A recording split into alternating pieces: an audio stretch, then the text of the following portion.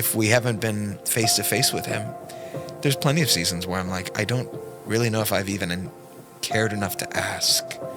I'm more so just trying to live a life that warrants his sacrifice. If I can live a life that shows I'm grateful that he died, if I can do enough stuff to show that I'm grateful that he died, is it even necessary to find out what's he like? And the question goes on the table. Yeah, I couldn't at first think or understand if you were saying, what's he like or what does he like? Probably both. Both, yeah. I think it's both. Because I keep thinking about that moment right there where you're like, first time in the prayer room by myself. Yeah. What the heck am I even going to do now? And that question is probably one that was spinning in your heart. I remember we talked about it. Yeah. In one way or another. Like, but what does he like? And what is he like in this moment here? Yeah. And you start getting exposed. You're like, wait a second.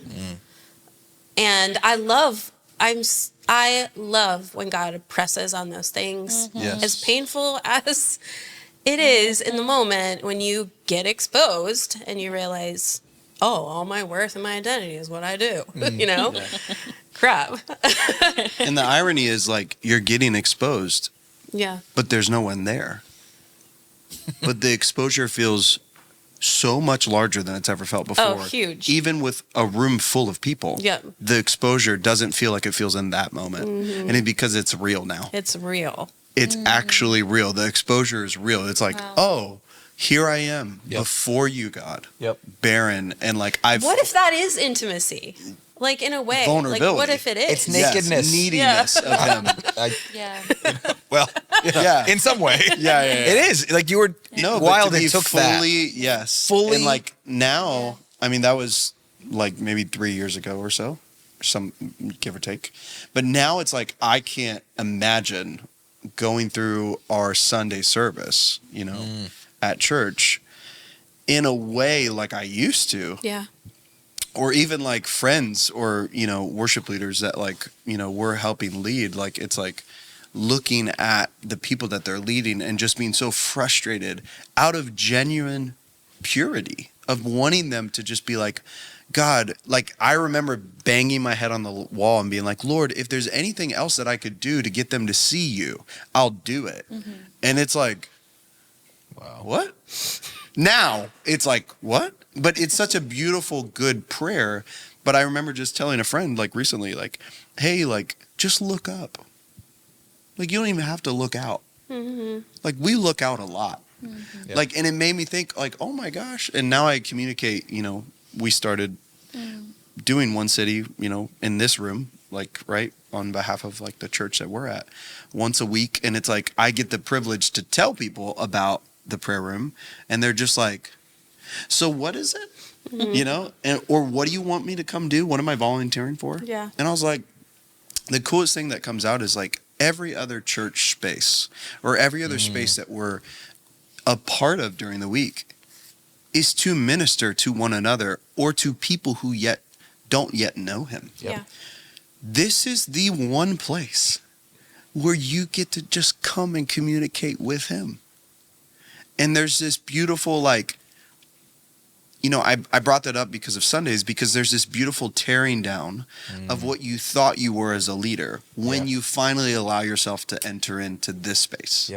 And when you come out of this space and go back to your leadership role, you did not depart from it. When you come back to it, there's this beautiful full circle of now I go, oh, I can do that serving leadership role to the people I lead now so much more like him. It's like you're aligned. Because I need him. And now I can be like Jesus where he says, I do not do anything apart from what the Father tells me. Where before I was running around trying to do whatever I could for them to hear what the Father could tell them.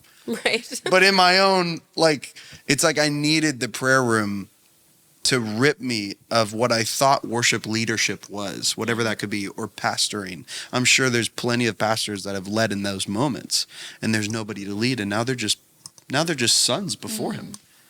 And it's like, well, what if the pastoral moments that we were having during our weeks, we were also just sons before him rather than like, Servants. servants. And Jesus says, right, John 15, like, I no longer call you servants, but I call you friends. Talk about that. I mean, at some point, that you're right. Yeah, we're gonna talk about. I mean, that I'm pretty sure you're the one through your revelation that helped me get to that moment. Like, I remember a couple moments with you, and one of them was John 15. And John 15 for like 3 years was like all you talked about. Yeah. And then it was like, all right, now I'm talking about John 17, unity. But it's like, I remember the conversation with you where you're just like, man, he calls us friends, and it's like, yeah. And then going home and being like, yeah. Right? Yeah. And then there I am again, like, no, what? Yeah. What is he talking about, God? So, Yeah. anyways. Well, even just thinking about like how you're relating it to like your ministry and leadership and things like that. Like for me, getting to literally see myself and the switch in myself with how it's carried over to like have him be like everything in my home Yeah. and just in my personal day-to-day. It's like, yeah, it's so powerful. Like if you could make the switch, with ministry into the people you lead, but like, whoa, how powerful it's been for me in the place of like even realizing how much I wasn't looking to him in my daily tasks and my parenting and my marriage and my friendships. And I think now I can see, like, I see the effects of my children at ease, like almost like they're at rest because I'm able to do all things with being able to see him. And I feel so dramatically a shift in our home and in our children, like that they're secure. Like they recognize like who they are because of us getting, so you think of it even just like the people that you're leading and the people you're ministering to, the same shift can happen for them. They see it, they're led by that. But like, wow, how important it is to have that be the thing in your person, Yeah. Does that make sense? It's just, Yeah, it's like a door that the Holy Spirit like gives you access to, invites you to come through, or a file on the table. And for those who are willing and take a step through that door, it's like then the door is open for your children or the people that you're ministering to. And of course, Jesus is the example of this, and his door opening encompasses all of the fullness of the kingdom that we barely comprehend. Barely. yeah. But along the way, it's like he's like, all right, let's just this door will maybe lead you to the fuller door, and he keeps on opening them. And I just want to celebrate what we've discovered about him. And part of the telling of this is like, you guys, like, oh my gosh, like he's so much more than just a Lord. Yes. He is insanely magnificent. He is so insanely in love with us. It blows your mind. Like he is so merciful. Beyond merciful. Like I keep on reaching the ends of what I think his mercy will go to, and then he's like, keep going. Or especially as it might relate to other people or a nation or humanity, and he's like, keep going. And you're like, wait a second, like we feel like afraid. We feel that tension of like, it's too good. It's too good to be true. Yeah. But there's facets of him that we have not yet seen and that he wants to reveal. Yeah. And we're sitting on this couch maybe just celebrating that and hopefully spurring on. Like, ask the questions, go deeper. Like whatever he presses on, like let him. Yeah.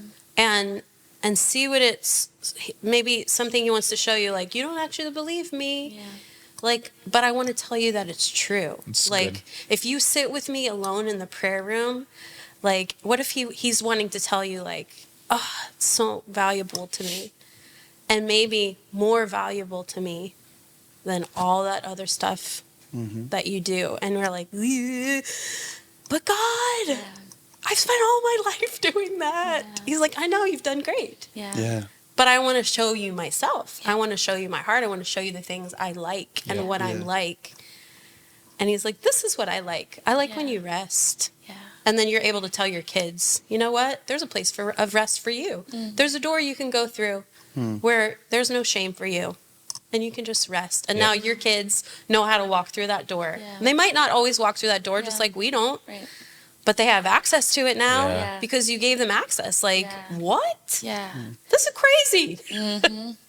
Well, I remember at a conference years ago that we went to, and it's like what you're saying, just about being willing to ask, or willing to ask him what he likes, what is he like. And we were at a conference years ago, and I remember we were totally around things that were unfamiliar to us, like people really after him in a way that we hadn't seen, and like our kind of, well, you weren't raised in the church, and my upbringing was very religious. Then my first experience in the church was like, it was all about me. It was like, oh, this is awesome. You guys are playing the music I like. And like everything's really easy to get. I get this. So we hadn't really been around a lot of Got you people. going. Yeah. That's right. Yeah, we all have a start, But I remember, I mean, there was our first experience being around people who were like, I guess you could say spirit-filled. Yeah. I was like, why are you yelling? They were very passionate. But it was a little like, it like hit a weird nerve to us. Yeah, like we were both uncomfortable. knew. Yeah. But I remember to this day, it was a marker in our faith, in our faith journey with him. And I remember Jimmy looked at me after it was done, and we left like a little bit like questioning, like, do we believe this? Like, is this, is the Lord here? Is it done in truth? Is it, And he's like, I just know that if there's more that they're experiencing about him, and if they're right, I don't want to miss it. Yeah. And I just think like that posture of being open and willing to be shown the more is everything. And unafraid, which seems like such a important component of being a beloved son. You're secured in your belonging, your identity, your place in the Father's heart and in his family. Like no one can take it. So you become unafraid to ask those questions. And that combats that whole spirit of religion like nothing else. When we are unafraid, right? Because the spirit of religion, I believe a primary goal of the evil spirit of religion is just to keep us in fear.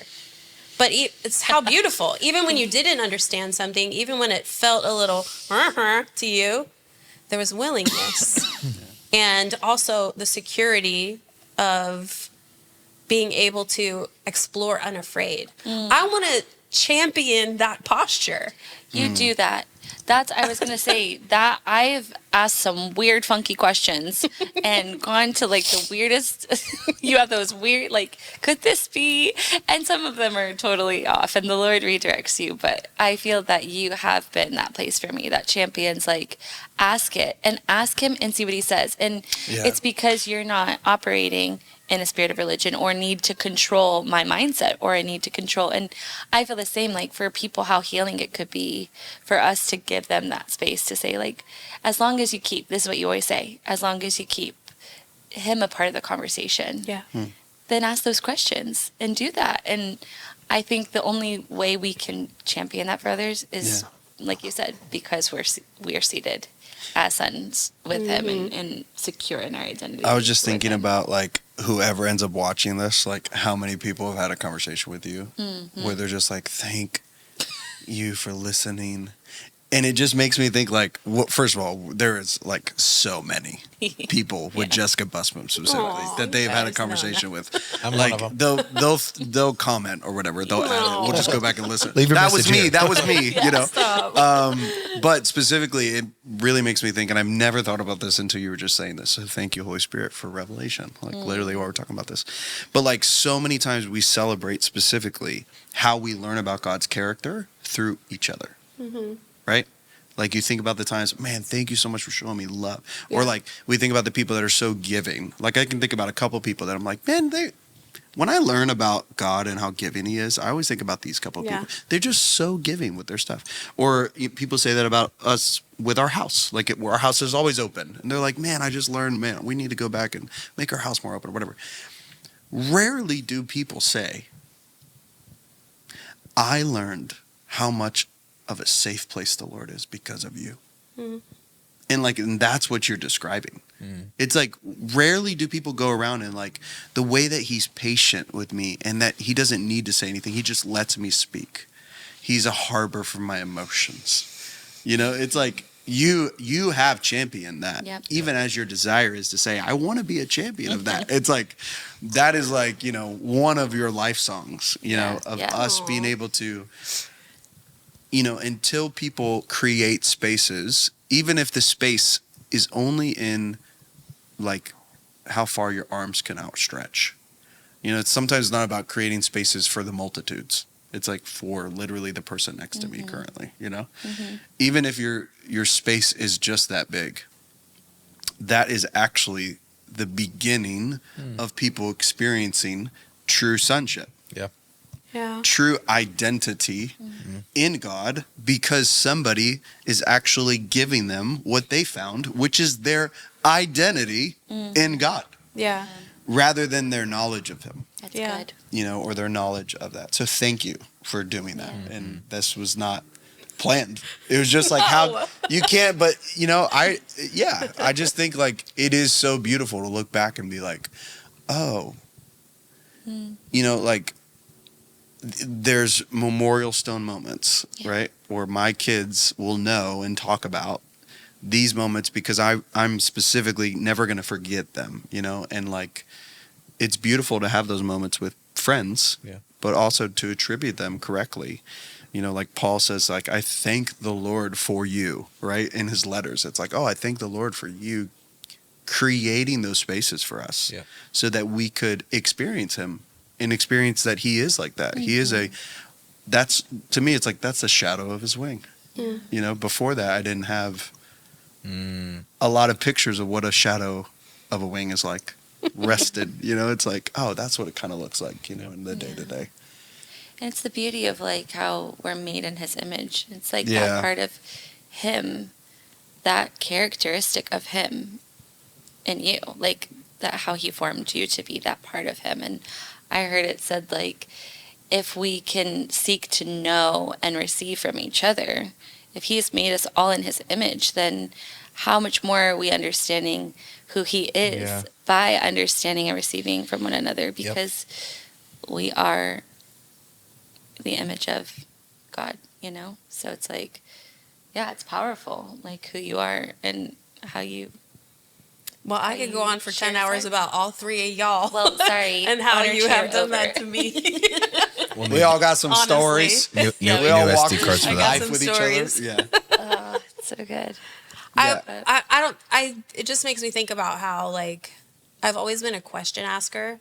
And I can remember being a little kid and it driving my parents crazy, you know? Why? How come? When? When? Why? And I can still hear both of my parents in my mind saying, like, Jessica! Yeah. Wow. Like, just like that. That was quite a pronunciation. of your name. Jessica! We have one of those. I'm gonna call you One of that. those kids. Yeah. It's not necessarily a bad thing, It's right? sometimes But hard, though. annoying. Yeah, that's so I funny. don't know that how you to say it answer like that, It's like it's almost like as parents, you're like, oh, you don't have one of those kids, do you? And it's like that's the common response to that. When It in is. reality, that's also the common response to like anybody that breaks the mold It is. of all of us Yep. just why did you say that? We were all, Yeah. ignorance is bliss. Yeah, we were yeah. all ignorant. Yeah. And you said it. And it's like, Yeah. dang it. Now I have to think Stop about it. messing it up. Yeah. Jessica. I remember one time though, like in just question asking with the Lord, which Yeah. I highly recommend. Yeah. All of us highly recommend 10 out of 10. specific question asking with the Lord. Oh, yeah. 2 questions I asked the Lord for years, the same 2 questions every day. How much do you love me? What did you have in mind when you created me? And one of the days he actually said to me, like, I love that you ask questions. And I'm like, what? Because it began to be a part of me that I like would adjust and that I felt a little bit of shame about because of people's response to it. Yeah. Like, oh, you're just trying to push back. Oh, you're just, and I'm like, I just want to know, you know? And honestly, I just Yeah. didn't want to be a jerk. I honestly was Or willing. labeled rebellious.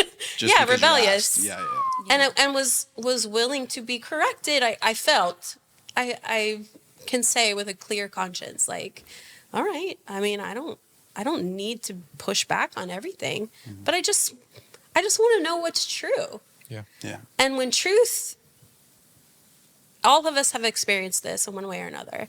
When truth hits you, it sets you free. Yep.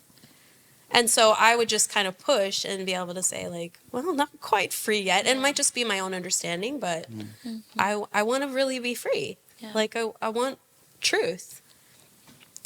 And I don't know, it's a big encouragement of mine as God has taught me and secured me in who he made me to be. That the asking of the questions is something that he loves and he wants. It moves us out of a position of fear and it moves us into a position of revelation. Yeah. And not everybody's wired like me.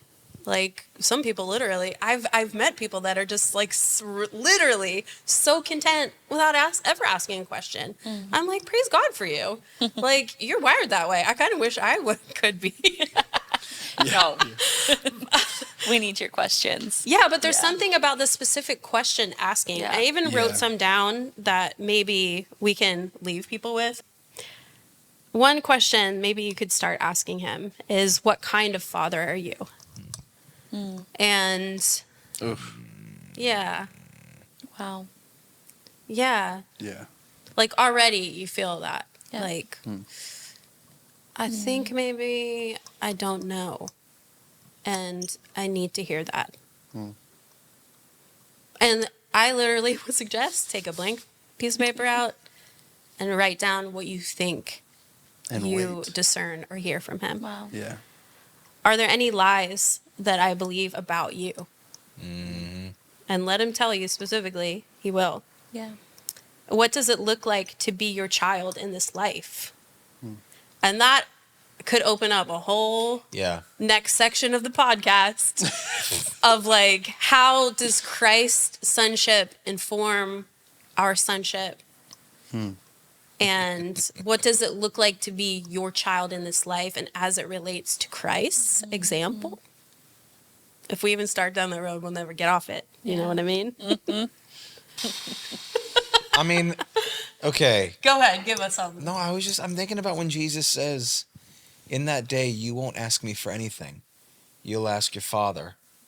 Because in the same way he loves me, he loves you. Yeah. That- you know? I don't even know where to go from that. Other than like, we don't know what the heck we're talking about sometimes when we put ourselves on a very low plane of child position compared to Jesus. Like the way that Jesus was one with the Father, loved by the Father, adored by the Father. When the Father speaks over Jesus, this is my beloved Son, in whom I'm well pleased. The concept of the Father ever speaking that over me is foreign until I start listening. Or it feels conceited. Right. It's like, surely the Father, I don't know, can the Father say that over me? He's well pleased with me? But it can't be. Right. I'm a wretch. And I just wonder, like, how beautiful that the picture God gives us in this life. I'm wondering how grieves my dad, Bob Bemis, would be if I Love spent Bob. Love Bob. He's the best, isn't he? He's great. I just wonder how grieved he would be if my entire life I would be constantly reminding him how bad of a son I am. Yeah. I just wonder how sad he would be. Yeah. Eventually, it's like I'm not listening to him. Yeah. So, yeah, what that question of how does Christ's sonship inform ours, or how are we related in that sense? I think that's what you just said a second ago. Yeah. Is huge. That's another reason why Jesus came. Yeah. Jesus came and said, "Watch me, Yeah. and you will learn how to live through this." Yep. You know, it wasn't just pardon; it was demonstration. Yeah. Yeah.